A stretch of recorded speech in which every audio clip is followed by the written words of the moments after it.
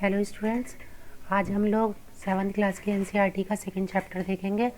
Last chapter हम लोग देख चुके हैं, जो क्या था, न्यूट्रिशन इन प्लांट्स। ठीक है, अब हम लोग देखेंगे प्राणियों में पोषण।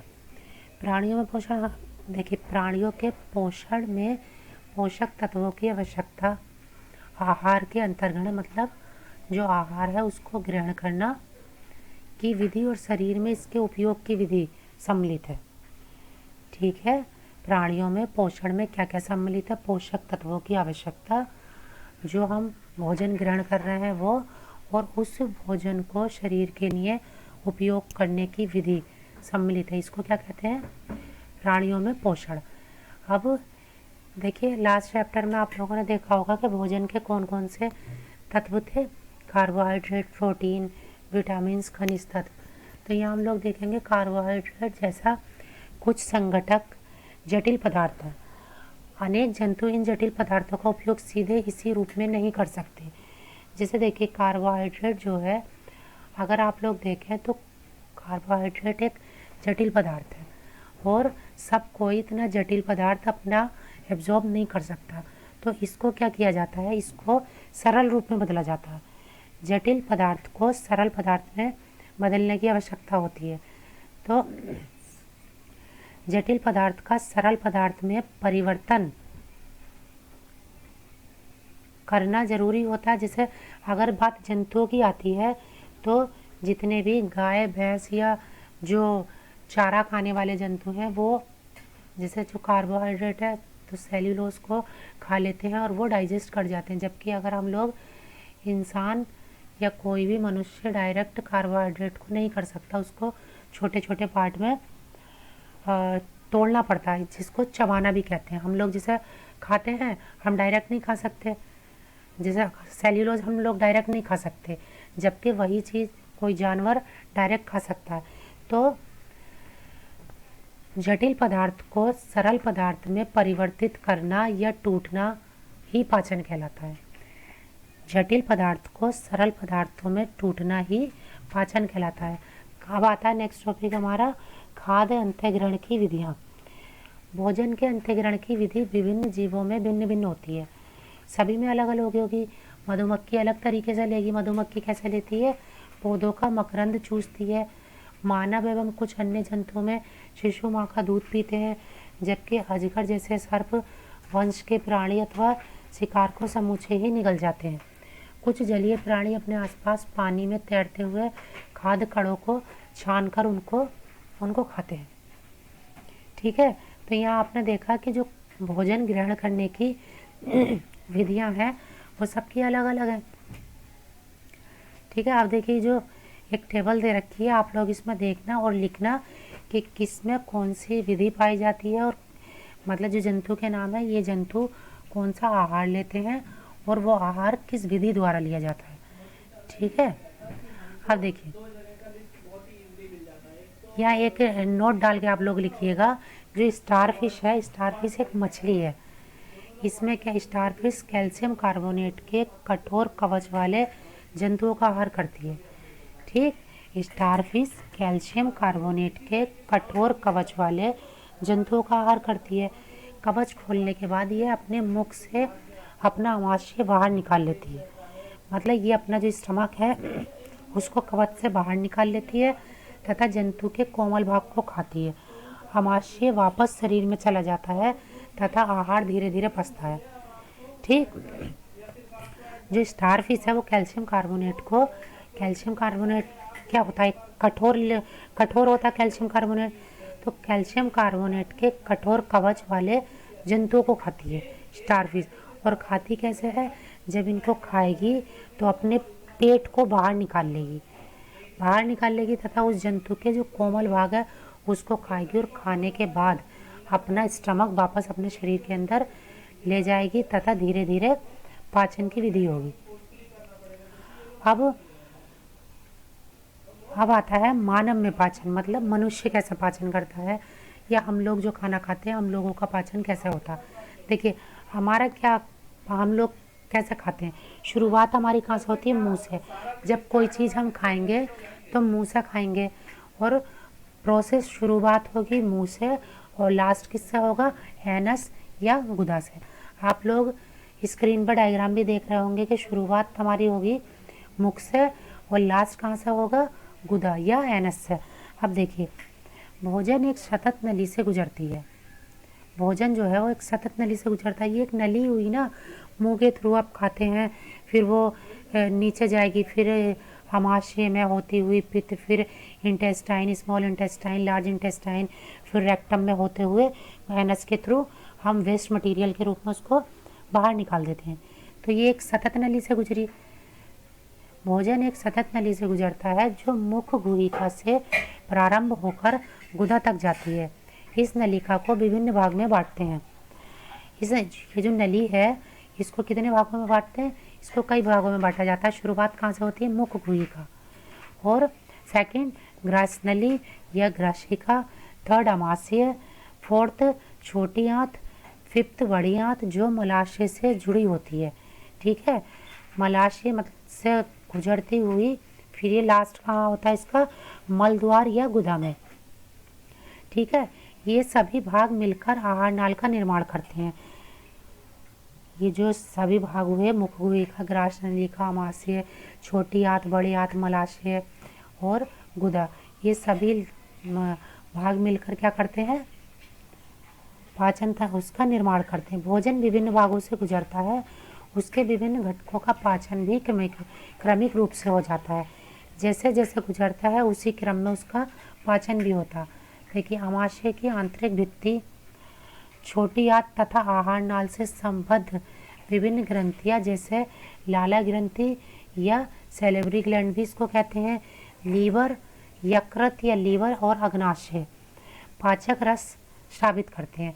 सैलिवरी ग्लैंड, यकृत और अग्नाशय क्या करते हैं, ये पाचक रस स्रावित करते हैं। पाचक रस जटिल पदार्थों को उनके सरल रूप में बदल देते हैं। ये जो पाचक रस स्रावित करते हैं, ये क्या करता है पाचक रस, जो हमारे भोजन के जटिल पदार्थ हैं उनको सरल पदार्थ के रूप में बदलने में सहायता करते हैं। आहार नाल एवं संबद्ध ग्रंथियां मिलकर पाचन तंत्र का निर्माण करती हैं। जो आहार नाल और जो ग्रंथियां हैं वो मिलकर क्या करती हैं, पाचन तंत्र का निर्माण करती हैं। अब आप लोग ये चित्र देख रहे होंगे, इसमें देखिए शुरुआत कहाँ से होगी हमारे भोजन खाने की, मुख गुहिका हो गई। अब इसके नीचे ही आती है लाल ग्रंथि या सैलिवरी ग्लैंड भी इसको कहते हैं। फिर यहाँ से होते हुए ये ग्रसिका से लीवर में, फिर अमाशय, पित्ताशय हुआ, ये अग्नाशय, फिर ये जो है बड़ी आंत, छोटी आंत। छोटी आंत जो है वो साइज में बड़ी होती है, जबकि जो बड़ी आंत है वो साइज में छोटी होती है। फिर मलाशय और फिर रेक्टम। अब हमारा आहार नाल के विभिन्न भागों को ये देखिए, भोजन एवं मुख गुहिका। भोजन का अंतःग्रहण कर लिया हमने मुख के द्वारा। आहार को शरीर के अंदर लेने की प्रक्रिया ही क्या कहलाती है, अंतःग्रहण। जब भोजन को आप मुख के द्वारा अंदर ग्रहण करते हैं तो उस विधि को क्या कहते हैं, अंतर्ग्रहण।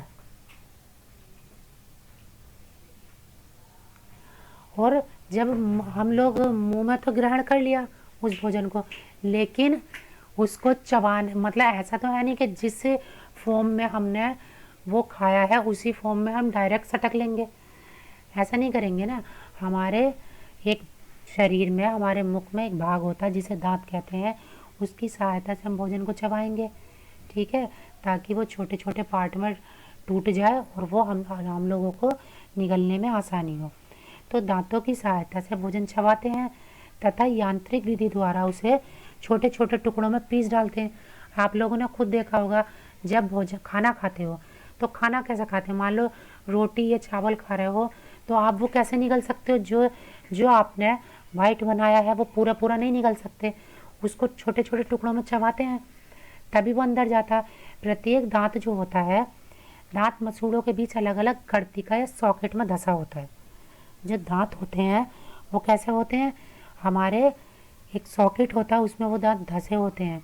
ठीक है, हमारे आप जो दांत हैं उनकी सब दांत सेम साइज और सेम शेप के नहीं हो, उसके नहीं, नंबर्स के, ठीक है। ये एक और सबके अलग अलग कार्य होते हैं। तो हमारे दांतों की आकृति भिन्न भिन्न है तथा उनके कार्य भी भिन्न भिन्न है। इसके अनुसार उन्हें अलग अलग नाम दिए गए हैं। दांतों को उनके साइज और कार्य के आधार पर उनको अलग अलग नाम दिए गए हैं। अब देखिए, ये जो आप डायग्राम देख रहे हैं इसमें दांत दे रखे हैं। हमारे मुख में कितने तरीके के दांत होते हैं? 4 तरीके के। ये जो सबसे शुरुआत के 4 दांत होते हैं इनको क्या कहते हैं? कृंतक या इंसाइजर। इनको क्या कहते हैं? कृंतक या इंसाइजर। ये खाने को काटने के काम आते हैं। ये जो 4 दांत होते हैं शुरुआत के, जो फ्रंट में आपको दिखते हैं, इनको क्या कहा जाता है? कृंतक या इंसाइजर। ये किसी भोज्य पदार्थ को काटने के काम का आते हैं। और इनके बिल्कुल साइड में दोनों तरफ एक एक दांत जो होता है उसको क्या कहते हैं? रदनक या केनाइंस। ये क्या है? खाने को चीरना या फाड़ना। जैसे गाजर या मूली को चीरते हैं आप लोग, तो सेकंड वाले दांत किस लिए यूज होते हैं? ये चीरने फाड़ने के लिए यूज होते हैं। इनको क्या कहा जाता है? रदनक या केनाइंस। उसके जो नेक्स्ट दोनों दांत हैं उनको हम कहते हैं अग्रचवर्णक। अग्रचवर्णक मतलब मोलर। ये किस लिए? ये किसी भी मतलब फूड जो आपने खाना खाया है उसको क्या करने के काम आता है? चबाना या पीसने के काम आते हैं। और सबसे लास्ट में जो दोनों साइड दो दो यानी कि 4 दांत होते हैं उनको हम कहते हैं चवर्णक। उनका काम क्या होता है? उनका काम भी चबाना या पीसना ही होता है। अब देखिए, जो कृंतक होते हैं इनकी जो मतलब शेप है, मतलब जो दिखने में ये कैसे दिखते हैं? ये सपाट सतह वाले दांत दिखाई देने वाले भाग हैं। मसूड़ों में दबा हुआ भाग होता है। जबकि जो रदनक या कैनाइंस हैं ये नुकीली सतह वाले दांत होते हैं। दिखाई देने वाला भाग इनका मसूड़े में, मतलब जो दिखाई देने वाला भाग है वो नुकीला होता है और मसूड़े में दबा भाग होता है। जो 2 ऊपरी वाले दांत हैं, जो दिखाई देने वाला दांत है वो मसूड़े में होता है, ठीक है। तो हमारे जो मुख में दांत होते हैं वो कितने प्रकार के होते हैं? 4 प्रकार के होते हैं। और चारों कौन कौन से होते हैं? कृंतक, रदनक, अग्रचवर्णक और चवर्णक। इनकी संख्या कितनी होती है? ऊपर और नीचे मिलाकर इनकी संख्या होती है 32। अब देखिए, हमारे मुख में लार ग्रंथि होती है, ठीक है। हमारे मुख में लार ग्रंथि होती है जो लाला रस या लार सलाइवा को स्रावित करती है। हमारे मुख में लार ग्रंथि होती है जो लार को स्रावित करती है। और ये जो लार होती है यही शुरुआत में पाचन शुरू करता है।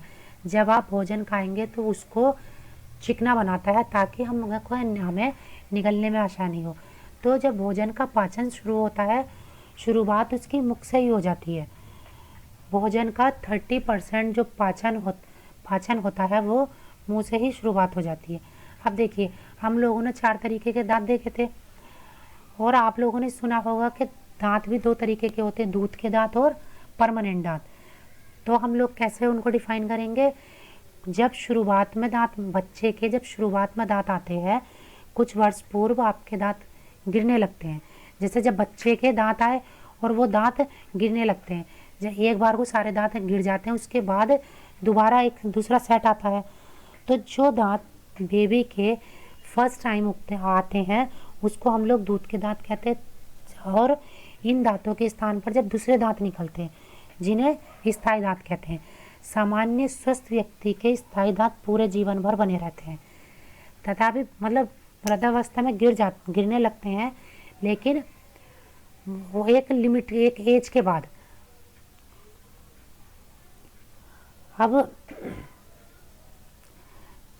ये हम लोगों ने शुरुआत करी है मुख से। हमने देखा यहाँ तक कि हमारा जो पाचन शुरू हुआ है वो मुख से शुरुआत हो गई है। अब हम लोग इसका नेक्स्ट पार्ट नेक्स्ट वीडियो में देखेंगे। Thank you. अपने घरों में रहें और स्वस्थ रहें।